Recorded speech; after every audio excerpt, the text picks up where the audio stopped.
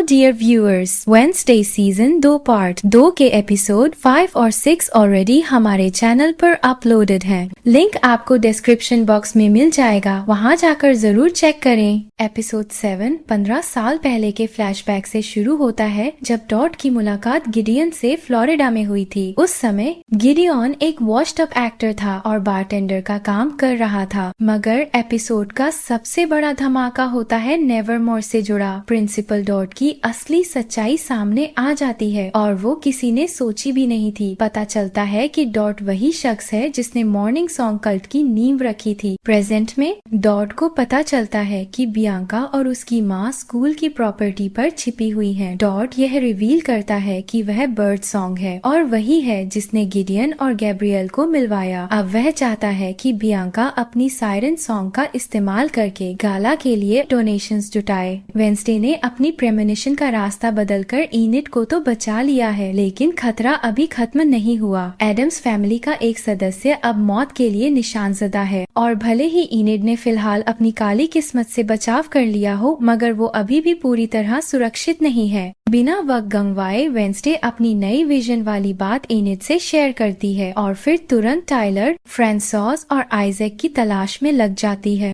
उसकी इन्वेस्टिगेशन की शुरुआत होती है अपने ही घर से, अपने माता पिता से। उसे पता चलता है कि गोमेज उसके पिता न सिर्फ आइजैक के पुराने रूममेट थे, बल्कि उसके सबसे करीबी दोस्त भी। गोमेज हमेशा इस बात को लेकर परेशान रहता था कि लोग उसके रूममेट की तेज दिमाग का फायदा उठा सकते हैं। वेडनेसडे अपने पेरेंट्स को बताती है कि फ्रैंकवाज ने शहर छोड़ने के बारे में झूठ बोला था। इनिड के साथ वो फ्रीकी फ्राइडे स्टाइल मोमेंट के बाद वेडनेसडे को एक बड़ा सीक्रेट पता चलता है। उसकी माँ मोर्टिशा भी कभी राइटर थी, लेकिन जब ग्रैंड मामा ने उसकी पहली स्टोरी को ठुकरा दिया और बहुत ठंडे दिल से उसे रिजेक्ट कर दिया, तो मोर्टिशा ने हमेशा के लिए राइटिंग छोड़ दी और अपने अंदर उस हिस्से को बंद कर लिया। लेकिन पास्ट हमेशा छुपा नहीं रहता। गाला के दौरान ही एक और काली परछाई इस इवेंट पर छा जाती है। प्रोफेसर ऑर्लॉफ की अचानक हुई मौत पूरे माहौल को हिलाकर रख देती है। नेवरमोर की हॉलवेज में हलचल फैल जाती है। हर तरफ बेचैनी और अनीस छा जाती है। हवा तक भारी और डरावनी लगने लगती है। लेकिन डॉट हमेशा की तरह चालाक और रूथलेस इस ट्रेजेडी को अपने रास्ते की रुकावट नहीं बनने देता। वो सच्चाई को छुपा लेता है और एक पॉलिश्ड फसाद के पीछे ग्रिम रियलिटी को दबा देता है। बाहर से सबको ऐसा दिखाता है जैसे कुछ हुआ ही नहीं और गाला वैसे ही चलता रहता है। अपना कंट्रोल पूरी तरह से सुरक्षित करने के लिए डॉट एक और कदम उठाता है। ऑप्टिक्स और परसुएजन की अपनी मास्टरी का इस्तेमाल करके वो शेरिफ से डील करता है। पुलिस अग्री करती है कि कैंपस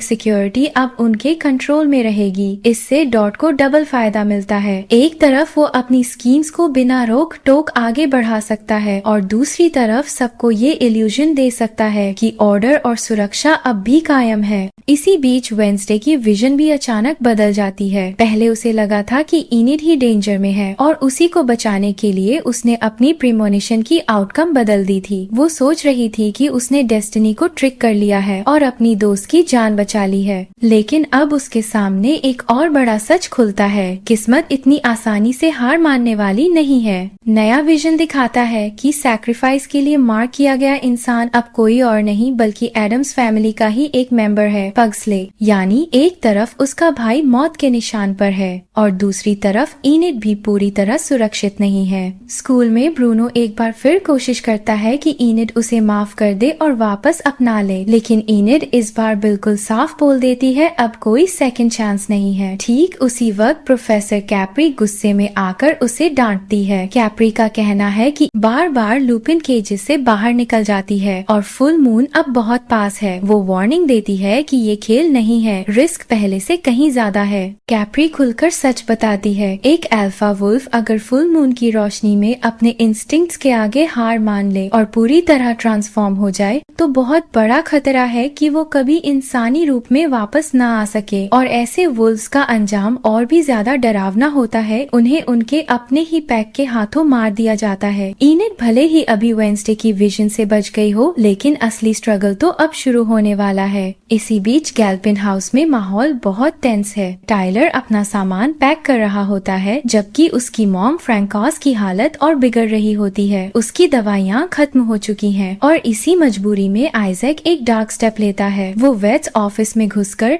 डॉक्टर को मार देता है और टाइलर और फ्रैंकोइस के बीच एक ब्लड ट्रांसफ्यूजन करता है। कुछ घंटों बाद वेंसडे वहाँ क्लूज ढूंढने पहुँचती है। प्रिंसिपल वीन्स फ्रैंकोइस के साथ अपनी पुरानी दोस्ती के किस्से सुनाती रहती है, लेकिन असली डिस्कवरी थिंक करता है एक हिडन बेसमेंट। अंदर वेंसडे को फ्रैंकोइस बहुत इल हालत में मिलती है और उसके पास समय खत्म हो रहा होता है। थिंक की मदद से वेंसडे मौत के पीछे जाती है और एक बंकर तक पहुंचती है, लेकिन वो खाली होता है। वहाँ बस पिल बॉटल्स और एक ब्लड स्टेन्ड हैंडकरचिफ बिखरे पड़े होते हैं। तभी उसे दूसरा मॉथ मिलता है जो अपने होस्ट की लाश में एग्स देता है। इसका मतलब साफ था, अब आइजैक खुद एक डेडली हंट का टारगेट है। इधर एजैक्स को बियांका और उसकी मॉम पर शक होता जा रहा है। जब वो पूछता है तो बियांका झूठ बोल देती है कि उसकी मॉम टाउन छोड़ गई क्योंकि गिडियन वापस आ गया है।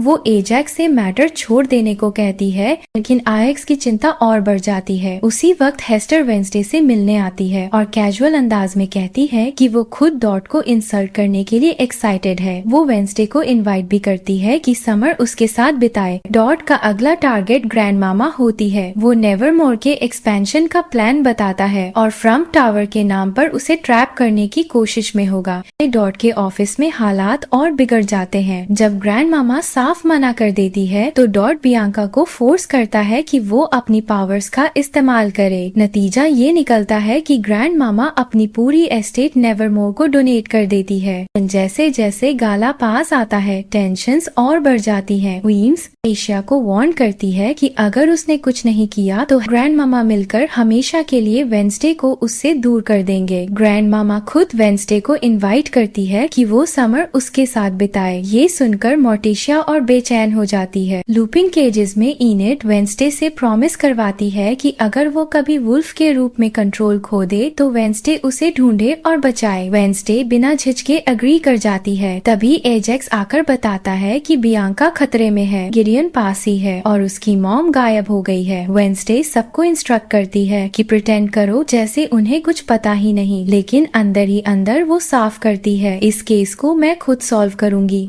एडम्स फैमिली हेस्टर को कन्फ्रंट करती है, लेकिन वो मॉक करती है, खासकर गोमेज को, ये कहकर कि उसने अपनी पावर्स खो दी हैं। वेंसडे बियांका को कॉर्नर करती है और उससे सच उगलवाती है, लेकिन बियांका तुरंत अपनी सायरन सॉन्ग का इस्तेमाल करके वेंसडे की मेमोरी इरेज कर देती है। उसे ये नहीं पता था कि एग्नेस सब सुन रही थी। बाद में एग्नेस वेंसडे को सब याद दिलाती है और अपनी लॉयल्टी प्रूव करती है। दूसरी साइट पर टाइलर का ट्रांसफ्यूजन असली प्लान रिवील करता है। फ्रैंकोइस और आइजैक का मेन लक्ष्य एडम्स फैमिली से बदला लेना है। इस बीच फिलीपींस से सोफिया आती है और ब्रूनो के पीछे पड़ जाती है, जिससे इनेड उसका रिश्ता खत्म कर देती है। हार्ट ब्रोकन इनेड को एग्नेस रोते हुए मिलती है। इनेड उसे कंफर्ट करती है और एनकरेज करती है कि वो खुद के लिए खड़ी हो। दोनों इमोशनल पल शेयर करते हैं और साथ डांस करते हैं। गाला के दौरान डॉट की क्रूएल्टी अपने पीक पर पहुंच जाती है। वो बियांका की मॉम को लॉक करता है और गिडियन को सबके सामने आग में जला देता है। इवेंट ऐसे ही चलता रहता है जैसे कुछ हुआ ही ना हो, लेकिन वेंसडे, एजैक्स, इनेड और एग्नेस अपना प्लान एग्जीक्यूट करते हैं। एजैक्स बियांका की मॉम को रेस्क्यू करता है।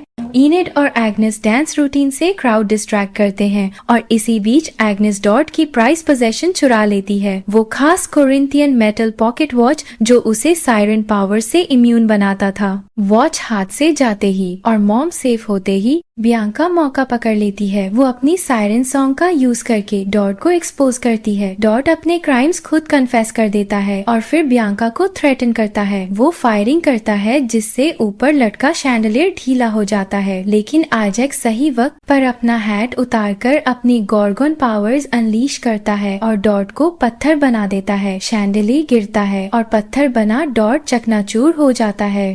लेकिन भले ही डॉट खत्म हो गया, असली खतरा अभी बाकी है। आइजैक चुपके से नेवरमोर में घुसता है और पग्सले को किडनैप कर लेता है। एपिसोड यहीं खत्म होता है। एपिसोड 8 कहानी की शुरुआत होती है वेंसडे के इनर थॉट्स से। वो सोच रही होती है कि पास्ट कभी सच में खत्म नहीं होता, वो हमेशा किसी न किसी रूप में वापस आता है। स्कूल में भी माहौल भारी है। वो स्टूडेंट्स जिनके पेरेंट्स गाला में मौजूद थे उन्हें तुरंत घर भेज दिया गया है और बाहर शेरिफ भी उसी सवाल से परेशान है, आखिर कोई पग्सले को क्यों किडनैप करेगा। ये बीच प्रिंसिपल वीम्स मोर्टिशा को सलाह देती है कि वो अपनी मॉम से हेल्प ले और रेवन एबिलिटीज को जागृत करे। हालात अब डेस्परेट हैं और उन्हें डेस्परेट मेजर्स की जरूरत है। मोर्टिशा अपनी रेवन एबिलिटीज को इस्तेमाल करने के लिए मदद मांगती है और ग्रैंड मामा तुरंत मान जाती है। मोर्टिशा, वेंसडे और ग्रैंड मामा एक क्रिस्टल बॉल के चारों तरफ सर्कल बनाकर रिचुअल शुरू करती हैं। धीरे धीरे धुंधले साए और अजीब एनर्जी कमरे को भरने लगते हैं और फिर सामने आता है अतीत का एक विजन, जिसमें यंग मोर्टिशिया और गोमेज एक गुप्त जगह पर आइजैक का बॉडी स्कल ट्री के नीचे दबा रहे हैं।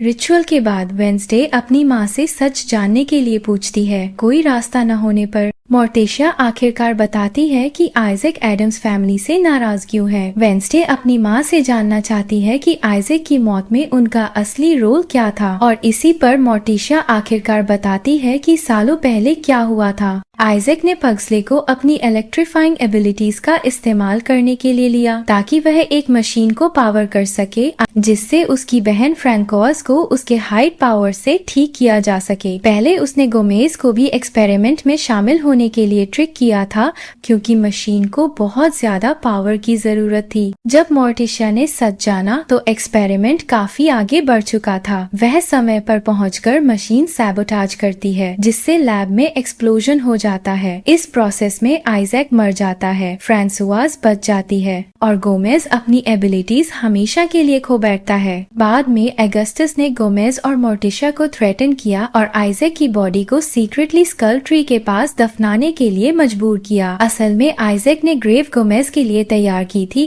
लेकिन खुद ही वहीं दफन हो गया। मोर्टिशिया और गोमेज उस रात लैब में थे, लेकिन उनका मकसद सिर्फ एक्सपेरिमेंट को रोकना और फ्रांसुआज को बचाना था। प्रेजेंट में आइजैक अपनी बहन फ्रैंकोस को बचाने की कोशिश कर रहा है, इससे पहले कि वह मर जाए। उसे पग्सले की एबिलिटीज की जरूरत थी मशीन को पावर करने के लिए, और साथ ही वह एडम्स फैमिली से बदला भी लेना चाहता था। पग्सले के किडनैपिंग के अगले सुबह स्टूडेंट्स अपने घर जाने की तैयारी करने लगते हैं। एजैक्स और इनिड को आखिरकार क्लोजर मिलती है और एग्नेस भी अपने गुड बाइज कहती है। फुल मून आने वाला होने के कारण इनिड अभी नहीं जा सकती। उसे खुद को लुपिन केजेस में लॉक करके शांत रहना पड़ता है। इस बीच आइजैक अपनी सिस्टर को बचाने की तैयारी करता है, लेकिन वह उससे एक फेवर मांगती है। वह टाइलर से कहते हैं कि वह एक फेक ट्रेल छोड़े ताकि पुलिस को नेवरमोर से दूर किया जा सके। वेंसडे शेरिफ को वार्न करने की कोशिश करती है कि यह ट्रैप है, लेकिन वह नहीं सुनती। यूजीन का इस्तेमाल मैसेंजर के रूप में करके आइजैक वेंसडे को एक स्नो ग्लोब भेजता है, जिसमें स्कल ट्री है और नीचे मिडनाइट लिखा है। मीटिंग का प्लेस और टाइम तय हो जाता है। वेंसडे अपनी मदर की वार्निंग को इग्नोर करती है और सीधे आइजैक के ट्रैप में चली जाती है। वेंसडे आइजैक को चकमा देने की कोशिश करती है और थिंग को लेकर वुड्स में जाती है ताकि वह आइजैक को रोक सके। उसे क्रॉसबो से लैस करती है। जब थिंग एरो शूट करता है, आइजैक अपने हैंड से एरो को डिफ्लेक्ट कर देता है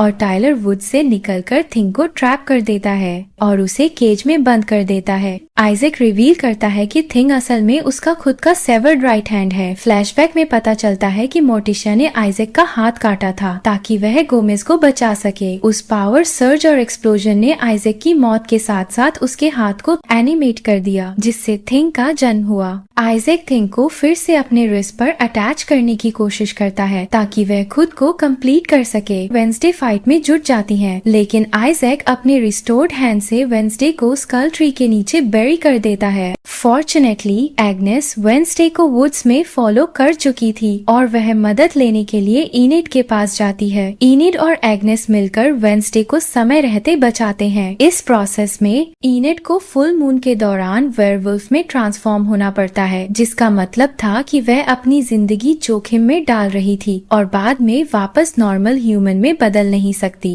वेंसडे एग्नेस से कहती है कि वह इनिड को ट्रैक करे, जबकि वह और उसके पेरेंट्स पग्सले को बचाते हैं। इसैक, फ्रांसुआज और टाइलर फिर से लूमिंग आयोगा टावर लौटते हैं, उस एक्सपेरिमेंट को पूरा करने के इरादे से जो पहले डिजास्टर में खत्म हुआ था। अपने कटे हुए हाथ को जोड़ने के बाद वह तेजी से हर डिटेल को ऑर्केस्ट्रेट करता है, जबकि टाइलर पग्सले को रोककर उसे मशीन में सही पोजीशन में रखता है। लेकिन एक सरप्राइजिंग ट्विस्ट ट्विस्ट इसैक की प्लान्स में डिस्ट्रप्शन ला देता है। फ्रैंकोआस थकी और रिजाइंड कहती है कि वह अब बचना नहीं चाहती, उसके लिए समय खत्म हो चुका है, लेकिन वह टाइलर के लिए उम्मीद बनाए रखती है कि उसे बचाया जा सकता है। उसकी प्रोटेस्ट को इग्नोर करते हुए इसैक फोर्सफुली टाइलर को ऑपरेटिंग टेबल पर बांध देता है और मशीन को एक्टिवेट करता है। स्पार्क्स उड़ते हैं और एनर्जी पूरे रूम में पल्स करने लगती है, जो डेडली प्रोसीजर की शुरुआत का संकेत है।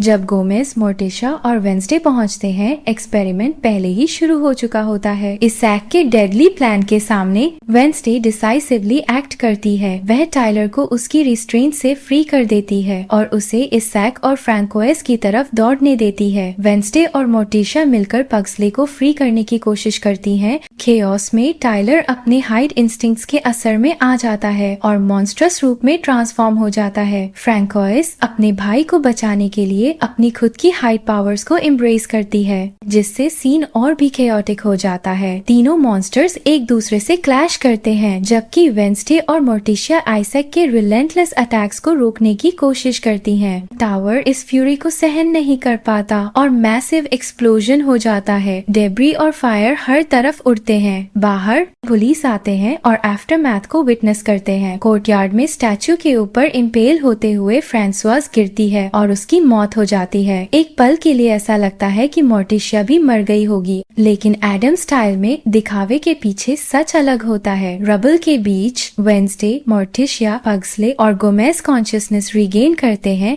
थके हुए लेकिन जिंदा। इसैक अभी भी खतरा है और वेंसडे को मारने की कोशिश करता है। जैसे ही लगता है कि इसैक जीत जाएगा, थिंग इंटरवीन करता है। पहले लॉयल लगने वाला हाथ अपने मास्टर के खिलाफ हो जाता है और इसैक के साथ लड़ता है। अंत में थिंग इसैक का मैकेनिकल हार्ट तोड़ देता है, की मौत हो जाती है और खुद को फ्री कर लेता है। बैटल खत्म होती है, लाइव्स बच जाती हैं, खतरे खत्म हो जाते हैं, लेकिन नुकसान साफ दिखता है। टावर रून्स में है। एडम्स फैमिली थके हुए लेकिन जिंदा है। आयोगा टावर में हुए केओस के अगले सुबह वेंसडे थिंग से पूछती है कि अब जब वह अपनी ओरिजिन की सच्चाई जान गया है तो वह अपना भविष्य क्या चुनता है। हमेशा की तरह लॉयल, थिंग चुनता है कि वह वेंसडे के साथ ही रहेगा। इसी बीच एग्नेस आती है और वेंसडे को अलविदा कहती है, साथ ही उसे इनेड की आखिरी जगह के बारे में बताती है। टाइलर एक सेमेटरी में कैप्री से मिलता है। कैप्री उसे डोमिनेट करने की कोशिश नहीं करती, बल्कि उसे अपने हाइड कम्युनिटी में शामिल होने का मौका देती है। खुद भी वुल्फ होने के बावजूद कैप्री का पिता एक हाइड था,